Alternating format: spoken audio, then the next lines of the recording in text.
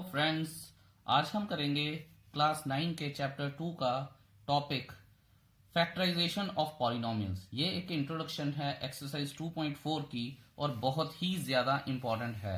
अगर आप 9th की बात करेंगे, 10th की बात करेंगे, 11th नॉन मेडिकल, मेडिकल की बात करेंगे या 12th की, ठीक है, एंड ऑफ कोर्स कॉम्पिटिशन्स। सो इस बात का खास ख्याल रखिएगा। और मैं आपको ये भी बात बता दूं कि अगर कुछ लोग एनटीएससी वगैरह देना चाहते हैं तो this chapter is very very important. However, हमने अभी तक ये पढ़ा है, रिमाइंडर थ्योरम पढ़ के आए हैं। अब हम पढ़ेंगे फैक्टर थ्योरम। ठीक है जी।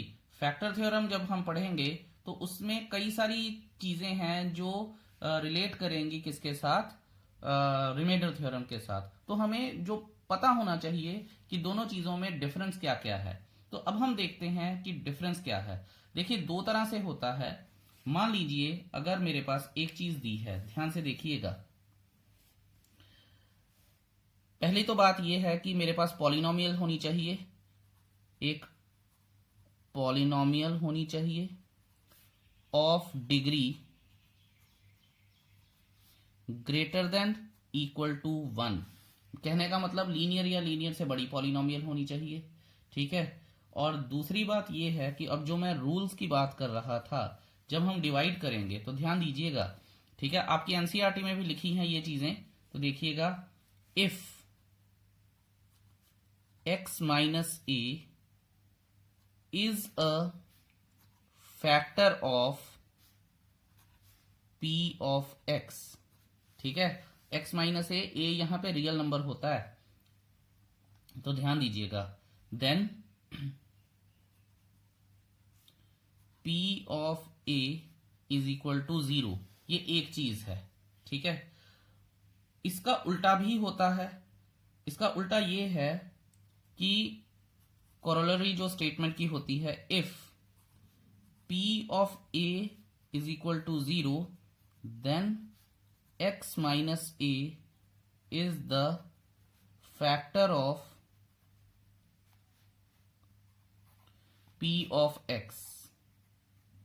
आई होप ये चीज आप याद रखेंगे और याद रखने वाली भी है। ठीक है। अब आप ये देखिए, इस चीज को हम एक एग्जाम्पल के थ्रू बड़ा आराम से इसको शेयर करते हैं और सॉल्व करते हैं कि ये एक्चुअल में कहना क्या चाहता है। आप एग्जाम्पल नंबर 11 देखिए और उसे ध्यान से पढ़िए कि एग्जाम्पल नंबर 11 कहनी क्या चाहती है। एग्जाम्पल नंबर 11 है, examine weather x plus 2 is a factor of x cube plus 3x square plus 2x plus 5x plus 6 and of 2x plus 4। Okay, I'm sorry, मैं शायद कुछ गलत बोल जाता हूँ कई बार पढ़ते पढ़ते, क्योंकि दिमाग में कुछ और चीजें भी चल रही होती हैं। हाउएवर, यहाँ पे उसने बोला है कि एग्जामिन कीजिए x plus 2 एक फैक्टर है, इस एक पॉलिनोमियल दी है। तो मैं यहां से सॉल्व करता हूं। Example number 11, let p of x is equal to क्या है, x cube plus 3x square plus 5x plus 6। ठीक है। और यहां से हमें ये देखना है कि x प्लस 2 एक फैक्टर है भी है इसका कि नहीं है। अच्छा, हम यहां लिखते हैं the zero of x plus 2 is x plus 2 is equal to 0, x is equal to minus 2। ठीक है। अगर मैंने ये कर लिया है x is equal to minus 2, अब हम करेंगे therefore p of minus 2। मैंने बताया था ना ये रियल नंबर होता है, x माइनस ए यहां लिखा उन्होंने, तो ये एक रियल नंबर है, इज इक्वल टू, अब जो भी पॉलिनोमियल में x की वैल्यूज हैं वहां पे -2 पुट करेंगे। -2 की पावर 3 प्लस 3 इंटू -2 का स्क्वायर प्लस 5 इंटू -2 प्लस 6। ये आ जाएगा -8 प्लस 2 2 ज़ा 4 माइनस माइनस प्लस 3 ज़ा 12 -10 प्लस 6। ये आ गया है हमारे पास। अब इसे हम सॉल्व कर लेंगे तो ये आ जाएगा -10 -8 -18, 12 plus 6 is equal to plus 18 is equal to 0। अब देखिए जो इंपॉर्टेंट चीज है हम यहां लिखेंगे, देयरफॉर बाय फैक्टर थ्योरम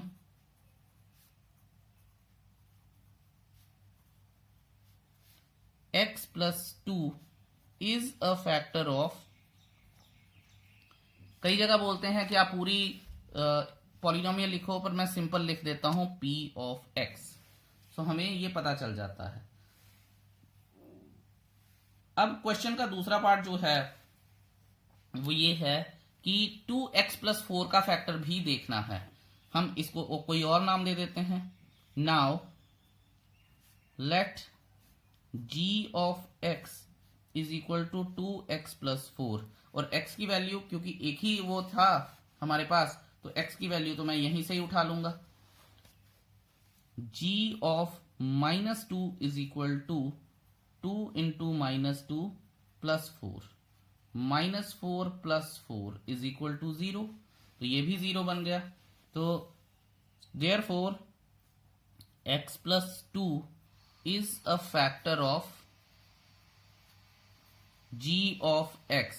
ये आपको बात बड़े ध्यान से लिखनी है, और ये पूरी स्टेटमेंट लिखनी है। बच्चे लिख नहीं रहे हैं, ठीक है, तो वो एक गड़बड़ चीज है, आपको ये प्रॉपर पूरा करना होता है। अब हम करते हैं एग्जाम्पल नंबर 12। लेकिन मैं एग्जाम्पल नंबर 12 पे जाने से पहले आपको कुछ चीजें क्लियर करना चाहूंगा, बड़ी इंपॉर्टेंट है। तो देखिएगा कि ये देखिए हमने ये सीखा हुआ है कि dividend is equal to divisor into quotient plus remainder, ये चीज हमने सीखी है। अगर पॉलिनोमियल के टर्म्स में इसको लिखना हो तो हम ऐसे भी लिख सकते हैं, p of x is equal to g of x into q of x plus r of x। ये मैंडेटरी नहीं होते, स्पेशली p और g तो बिल्कुल मैंडेटरी नहीं होते, ठीक है। तो आपको ये पता होना चाहिए कि अगर हम किसी पॉलिनोमियल को एक्सप्रेस कर रहे हैं, ठीक है, तो ये चीज है, if r of x is equal to 0, तो फिर क्या हो जाता है, जो पॉलिनोमियल होती है वो सिंपल प्रोडक्ट रह जाती है डिवाइजर का और कोशंट का, g ऑफ x और q ऑफ x। इसे हम लिख सकते हैं डिवाइजर और इसे हम लिख सकते हैं कोशंट, क्योंकि रिमाइंडर तो 0 हो चुका है। अब हम चलते हैं नेक्स्ट पेज पे और देखते हैं कि फैक्टराइजेशन होती क्या है। चलिए जी, स्वागत है आपका दूसरे पेज पे। फैक्टराइजेशन हम लिखते हैं एन इक्वेशन, कोई भी एक equation which can be shown as a product of 2 और मोर टर्म्स, दोज टर्म्स, ठीक है, दो से ज्यादा टर्म्स का जब प्रोडक्ट आ जाता है, अभी मैं एग्जांपल लेके भी बताऊंगा, तो उसको क्या बोला जाता है, उन those terms are the factors of the equation.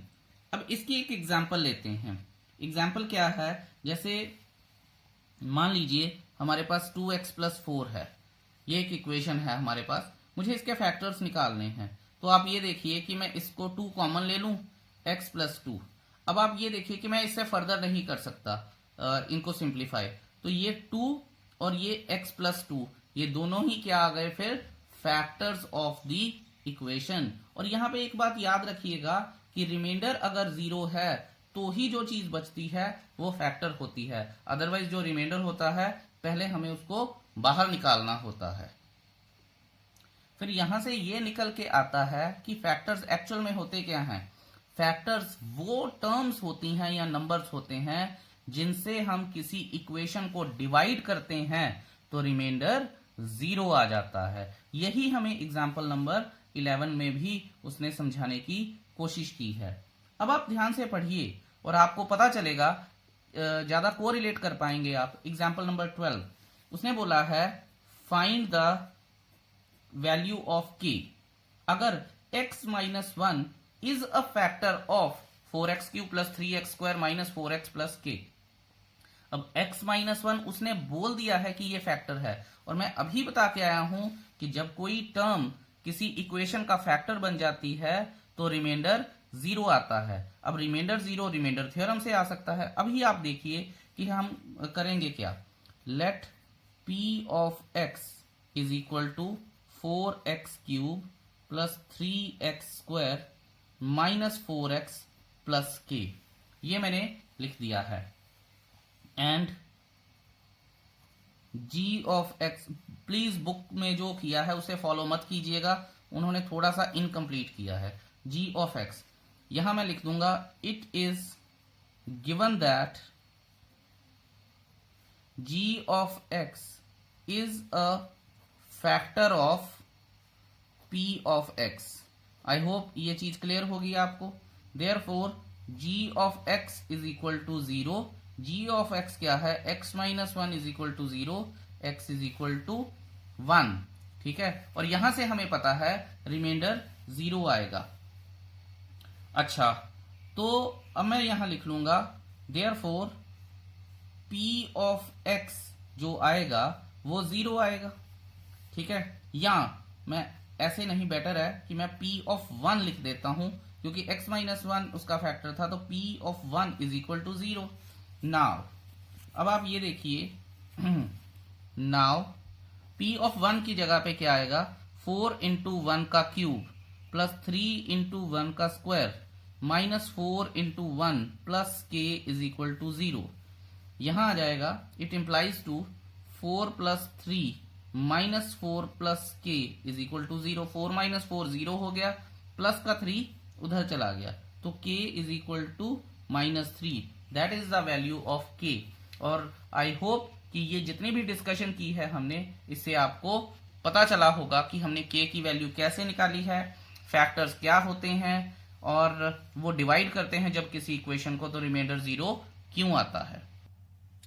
अब हम सीखते हैं कि डिग्री 1 से ज्यादा, जैसे डिग्री 2 क्वाड्रेटिक इक्वेशंस हो जाती हैं, या डिग्री 3 क्यूबिक पॉलिनोमियल्स हो जाती हैं, क्वाड्रेटिक पॉलिनोमियल्स या बाय क्वाड्रेटिक, या डिग्री 5 जितनी भी होती हैं, उन्हें कैसे फैक्टराइज किया जाता है। अभी तक हमने क्वाड्रेटिक पॉलिनोमियल का तो आसानी से सीखा हुआ है कि स्प्लिटिंग द मिडिल टर्म लगाते हैं, अगर उसने फैक्टराइज होना हो तो बड़े आराम से हो जाता है। लेकिन उससे बड़ी डिग्रीज जैसे क्यूबिक हो गई, बाय क्वाड्रेटिक हो गई, डिग्री 5, डिग्री 6, इनको जब हमने फैक्टराइज करना है तो क्या करना होता है, कैसे करना होता है। ऑल्दो हमारे जो सिलेबस में मेरे ख्याल में डिग्री 2, 3 तक ही है, या ज्यादा से ज्यादा 4 होगी, इससे ज्यादा नहीं है, पर फिर भी हम एक कॉमन रूल बना लेंगे जिससे हम किसी भी तरह की हो हम उसे देख सकते हैं और उसे डिवाइड करके फैक्टर्स निकाल सकते हैं। Let's see.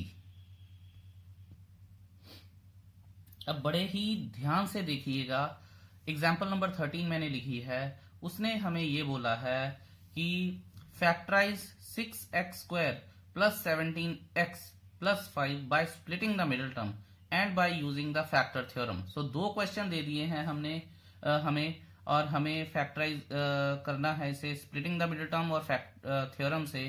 पहले हम by splitting the middle term कर लेते हैं।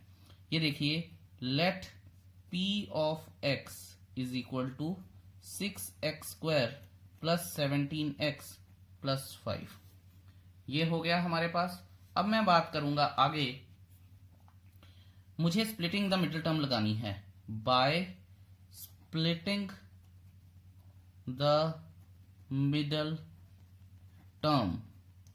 8th क्लास में हमने सीखा है ये सारा कुछ, सो फिर भी मैं आपको थोड़ा सा ब्रीफ कर देता हूं।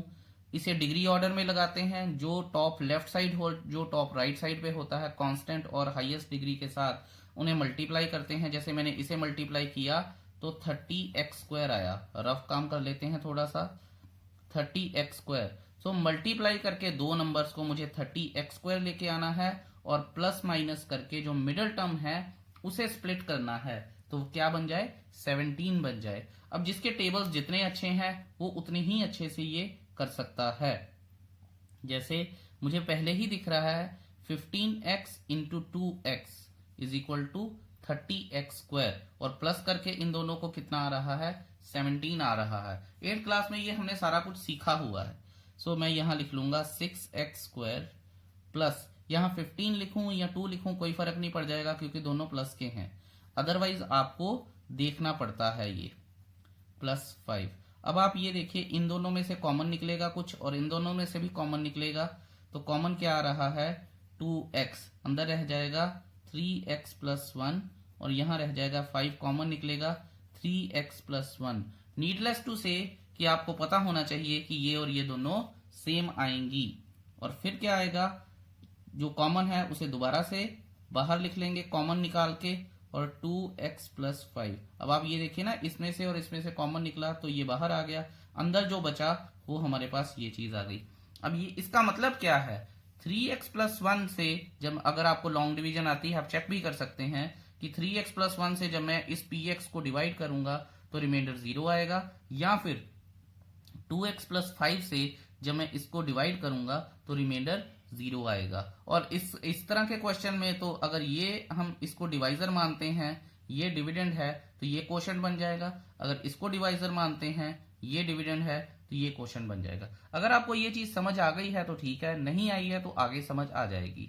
अब हम इस सेम p ऑफ x को फैक्टराइज करेंगे with the help of the factor theorem. अगले पेज पे बड़े ध्यान से समझिएगा, 2.4 सारी इसी कॉन्सेप्ट पे टिकी हुई है। Let's see. मैं आपको ये बात बता दूं कि फैक्टर थ्योरम के लिए ये example is not the appropriate example to make you understand, पर एनसीईआरटी में पहले ही उन्होंने ये एग्जाम्पल दे दी है, इसलिए मैं समझा रहा हूं। सो ध्यान दीजिएगा कि अगर आपको ध्यान होगा कि हमने factor splitting the middle term से रफ काम निकालना जरूरी है यहाँ पे, ठीक है। ये मैं आपको बता रहा हूं कि ये दोबारा हम करेंगे फैक्टर थ्योरम नेक्स्ट एग्जाम्पल में भी, एग्जाम्पल 14 में ज्यादा अच्छे से समझ आएगी। यहाँ हम ये करेंगे कि स्प्लिटिंग द मिडिल टर्म की हेल्प से ही हम इसको सॉल्व करेंगे, क्योंकि इसके फैक्टर्स बहुत मुश्किल हैं। पहली एग्जाम्पल के लिए बच्चों को समझना जरा मुश्किल लगता है। तो आप ये देखिए, स्प्लिटिंग द मिडिल टर्म से मैंने फैक्टर्स निकाले थे 3x प्लस 1 और 2x प्लस 5। अब इसमें ये बात का भी ख्याल रखिएगा कि अगर आपके पास जो डिग्री 2 है तो 2 फैक्टर्स निकलेंगे अपार्ट फ्रॉम 1। अगर डिग्री 3 है तो 3 फैक्टर्स निकलेंगे। अगर डिग्री 4 है तो 4 फैक्टर्स निकलेंगे। 1 एक फैक्टर यूनिवर्सल फैक्टर है, सो उसे हम इस काउंटिंग में काउंट नहीं करते हैं। जैसे ये देखिए 3x प्लस 1 है, तो इसका मतलब 3x plus 1 is the factor. इसका मतलब इसको 0 के इक्वल पुट किया जाता है। 3x is equal to -1, x is equal to -1 upon 3। तो यहां पे हम लिख सकते हैं, ये तो जब हमें फैक्टर्स पता थे। अगर मान लीजिए नहीं पता होते तो हम यहां लिखते by trial and error method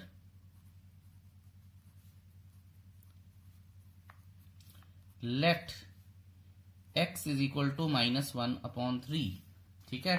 फिर हम ये नहीं बताते कि हमें ये सारी चीज पता है, ये वाली चीज है, ठीक है। p of -1 upon 3 is equal to 6 into -1 upon 3 का whole square plus 17 into -1 upon 3 plus 5, 6 into 1 upon 9 plus -17 upon 3 plus 5। ये और ये कट जाएगा, यहाँ 3 आ जाएगा, यहाँ 2 आ जाएगा। 2 अपॉन 3 माइनस 17 अपॉन 3 प्लस 5। अगर मैं इसका एलसीएम ले लूं यहीं पे ही तो आएगा 3, 2 minus 17 plus 15, 17 minus 17 upon 3 is equal to 0 upon 3 is equal to 0।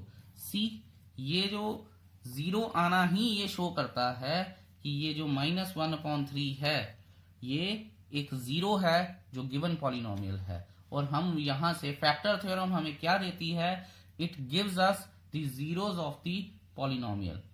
अच्छा, मैं ये मान के चलता हूं कि आपको इसका इतना अच्छे से कॉन्सेप्ट समझ में नहीं आया है। हम एक एग्जाम्पल करते हैं, एग्जाम्पल नंबर 14, वो आपको जरूर अच्छे से क्लियर करेगी इस कॉन्सेप्ट को। तो लिखते हैं एग्जाम्पल नंबर 14। उसने बोला है फैक्टराइज कीजिए y² माइनस 5y प्लस 6 को। तो मैं यहां लिख लेता हूं लेट p ऑफ y, जो वेरिएबल होता है वही मानते हैं, y² माइनस 5y प्लस 6। अब देखिए, अब मैंने स्प्लिटिंग द मिडिल टर्म तो लगाई नहीं है जैसे पहले क्वेश्चन में लगा ली थी, तो अब तो मेरे को कुछ भी नहीं पता, ठीक है। तो आप ध्यान दीजिएगा, आप इसको और इसको मल्टीप्लाई कर लीजिए, इसके कॉफिशिएंट्स को मल्टीप्लाई करके हम प्लस माइनस करके सारे साइन लगा देते हैं। जैसे मैंने कहा था कि रफ काम बहुत इंपॉर्टेंट होता है। मल्टीप्लाई करके आया 6, तो 6 के फैक्टर्स क्या हैं? 6 के फैक्टर्स हैं 1, 2 और 3। हम क्या करेंगे, हम इनके साथ प्लस और माइनस, प्लस और माइनस, प्लस और माइनस लगा देंगे। तो 6 के 3 फैक्टर्स हो जाते हैं 1, 2, 3। उनके आगे फिर plus minus plus minus plus minus करके हम लिख सकते हैं। अब यहां पे इस तरह के क्वेश्चन में, खासकर फैक्टर थ्योरम में, जो हमारे पास रफ वर्क है वो बहुत ज्यादा इंपॉर्टेंट हो जाता है। अब रफ वर्क कैसे इंपॉर्टेंट है ये आप देखिए। ये सारा कुछ पहले आपको रफ काम में ही करना है, क्योंकि इधर करेंगे तो क्वेश्चन शायद 3 पेज का बन जाए। तो रफ काम में हम करेंगे, y की वैल्यू को अगर मैं +1 मान लेता हूं, तो 1 मानूंगा तो फिर मैं यहां p ऑफ 1 लिख सकता हूं। 1 का स्क्वायर -5 इंटू 1 + 6, तो ये 6 + 1 7, 7 - 5 2 इज नॉट इक्वल टू 0। तो जो नॉट इक्वल टू 0 है वो तो मुझे छेड़ना ही नहीं है। मैं अगर -1 लगा के देखूं तो फिर देख लेते हैं माइनस। अब आप इसको चाहें तो रफ काम को ना करने के बजाय ओरली भी कर सकते हैं, बट डिपेंड करेगा कि आपकी कैलकुलेशंस कितनी अच्छी हैं। -1 लगाता हूं तो -1 का स्क्वायर +1, -1 लगाऊंगा तो +5, और ये तो प्लस का है, ये तो ये भी 0 के इक्वल नहीं बनेगा। अब मैं +2 लगाता हूं तो +2 का स्क्वायर लिखूंगा तो 4 आएगा, और +2 इंटू -5 -10 आएगा, +6, तो ये तो 0 बन गया। इसका मतलब जो 2 है वो हमें फैक्टर दे सकता है। तो ध्यान से देखिएगा, यहां मैं लिखता हूं bye trial and error method let y is equal to 2, therefore p of 2 is equal to 2 का स्क्वायर -5 इंटू 2 +6। ठीक है जी।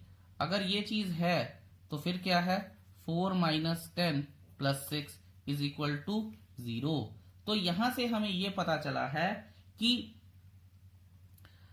जो y इज इक्वल टू 2 है, therefore y is equal to 2 और y -2 इज इक्वल टू 0। ठीक है, या फिर हम एक और चीज लिख सकते हैं, और y -2 is the factor of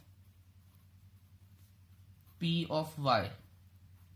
मैं यहां पे एक और चीज आपको बताना जरूरी समझता हूं कि मैंने y इज इक्वल टू 2, अगर आप ये लिखना चाहें तो लिख लें, नहीं तो सिंपल लिखें y is equal to 2 is the 0 of p of y, therefore y -2 is the factor of p of y। तो आप ऐसे भी लिख सकते हैं, ये ज्यादा अच्छी रिप्रेजेंटेशन है। हाउएवर इसके बाद वैसे नॉर्मली जो बड़े क्वेश्चंस आएंगे उसमें तो हम एक ही फैक्टर ढूंढते हैं। यहां पे क्योंकि हमारे पास क्वाड्रेटिक इक्वेशन थी, ये देखिए, तो फैक्टर तो 2 होने चाहिए। ठीक है, हम क्या करेंगे, यहां से हम क्या करते हैं, हम ये जो हमने निकाले थे 1 2 1 तो चला गया, 2 बचा था वो लगा लिया। अब हम बात कर सकते हैं 3 की, तो 3 का भी देखते हैं कि अगर मैं +3 डालूं तो 3 3 9 15, और 9 + 6 15, ये भी बन जाती है बात। यहां अब मैं लिखता हूं again bye trial and error method let y is equal to 3, therefore p of 3 is equal to 3 का square -5 into 3 +6 is equal to 9 + 6 -15 is equal to 0।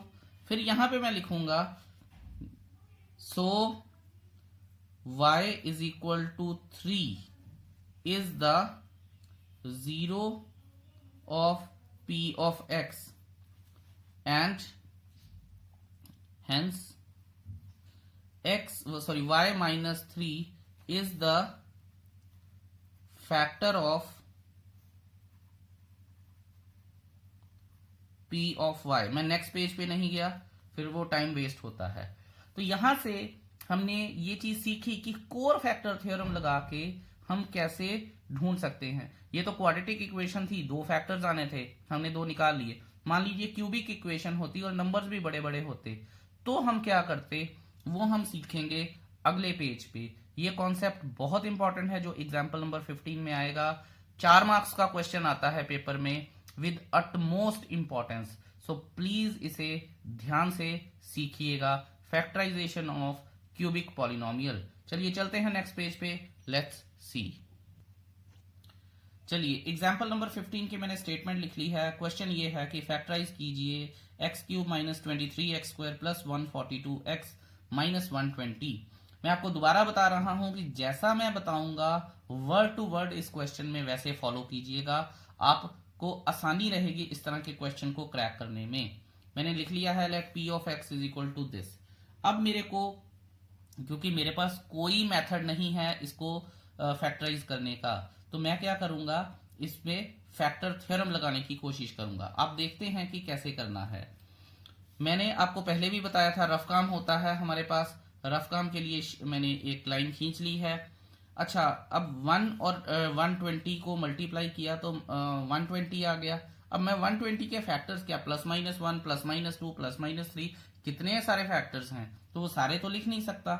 इसलिए मैं धीरे धीरे खुद से ही 1 डालने की, फिर -1, फिर 2, फिर -2, ऐसे करके कोशिशें करूंगा, ठीक है, ताकि हमें पता चल जाए। जैसे मान लीजिए मैं 1 डालता हूं तो 1 का क्यूब 1 मैं यहां लिख लूंगा। 1 डाला तो स्क्वायर हो गया 1, -23 मैंने यहां लिख लिया। फिर प्लस 142 मैंने यहां लिख लिया। फिर -120 मैंने यहां लिख लिया। तो -120 -23 -143, 1 और 1 प्लस, ये तो मेरा शुरू में ही 0 बन गया है, तो बड़ा आसान हो गया मेरे लिए, बड़ी अच्छी बात है। अब मैं क्या करूंगा, ध्यान दीजिएगा, मैं क्या कर सकता हूं, मैं लिखूंगा by trial and error method let x is equal to 1, जो डाला था रफ काम में। Therefore p of 1 is equal to 1 का क्यूब -23 इंटू 1 का square plus 142 into 1 -120। BODMAS का आपको खास ख्याल रखना है। यहां फिर मैं लिख लूंगा 1 -23 plus 142 -120 is equal to 143 plus 1 142 plus 1 143 -23 -120 -143 which is equal to 0। फिर मैं यहां लिख लूंगा therefore x is equal to 1 is the 0 of p of x and x minus 1 is the factor of p of x। अब यहां पे एक बात का आप ख्याल रखिएगा कि factor of p of x है।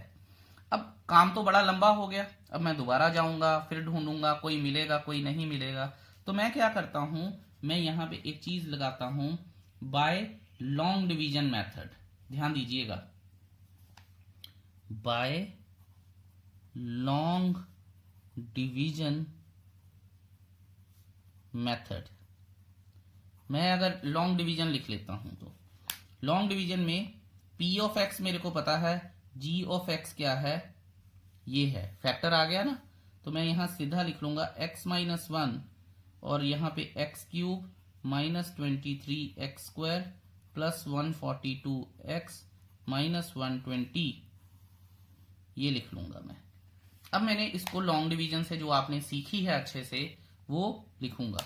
सो एक्स स्क्वायर से मल्टीप्लाई करना पड़ेगा, एक्स स्क्वायर मेरा क्वोशंट का पार्ट आ गया, x cube minus x square, जगह छोड़ के मैं साइन चेंज कर लूंगा, ये और ये कट गए, यहां आ जाएगा माइनस प्लस माइनस और साइन बड़े नंबर का 22x² प्लस 142x ये आ जाएगा -120।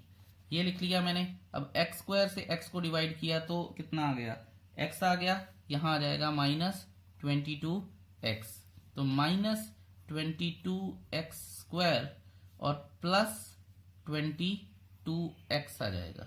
जगह छोड़ देंगे, साइन चेंज कर लेंगे, ये आ जाएगा, ये और ये गया 120x -120 ये आ गया। फिर दोबारा से x से डिवाइड करेंगे तो प्लस का 120 which becomes the part of quotient. 120x -120 जगह छोड़ देंगे, साइन चेंज कर लेंगे, ये और ये कट गया।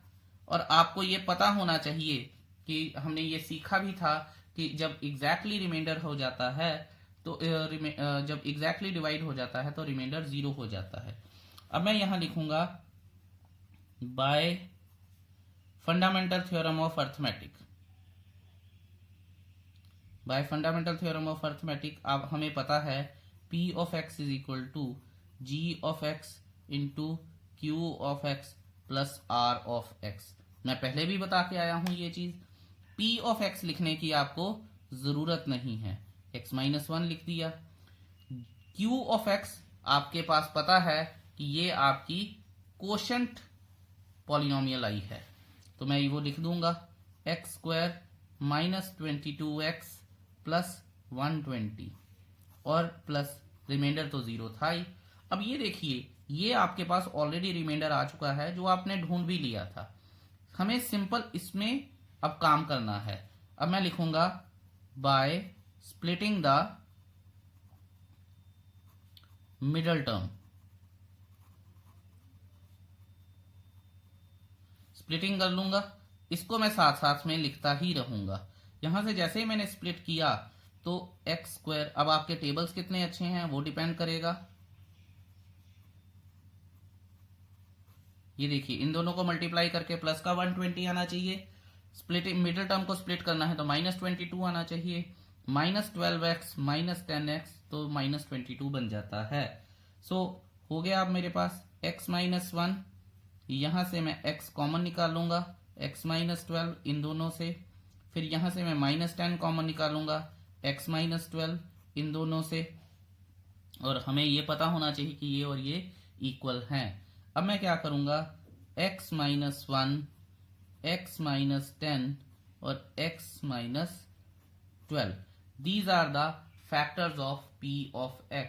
और मैंने आपको बताया था क्योंकि ये एक क्यूबिक पॉलिनोमियल है इसलिए इसके फैक्टर्स भी यही रहेंगे 3। ठीक है, 4 होती डिग्री तो 4 होते। सो यहां से हमें ये पता चलता है कि हमें कैसे फैक्टर्स ढूंढने होते हैं क्यूबिक पॉलिनोमियल के। Exercise 2.4 is your homework. अगर आपको कुछ भी नहीं पता चलता है, do get back to me. Thank you so much, have a nice day, bye bye.